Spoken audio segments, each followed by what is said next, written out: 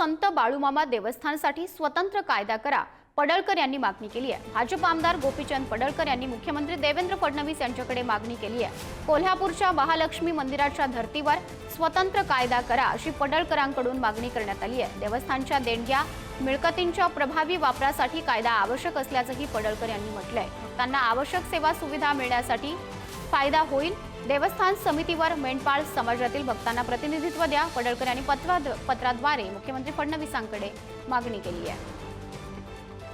प्रतिनिधी सुशांत सावंत आपल्याशी जोडले गेलेले आहेत। सुशांत, या संदर्भात अधिकची अपडेट।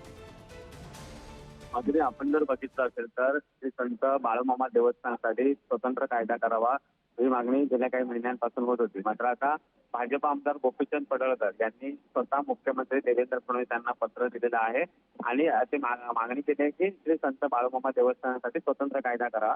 त्याची काही कारणं त्यांनी दिली, ज्याप्रमाणे करवीर निवास श्री महालक्ष्मी मंदिराच्या धर्तीवर हा स्वतंत्र कायदा असावा, जेणेकरून देवस्थानच्या देणगी व मिळकतीचा प्रभावी वापर हा केला जाऊ शकतो। जर हा कायदा आला तर त्याची आवश्यकता देखील आहे आणि आपण जर बघितलं। नक्कीच सुशांत, धन्यवाद दिलेल्या या माहितीसाठी।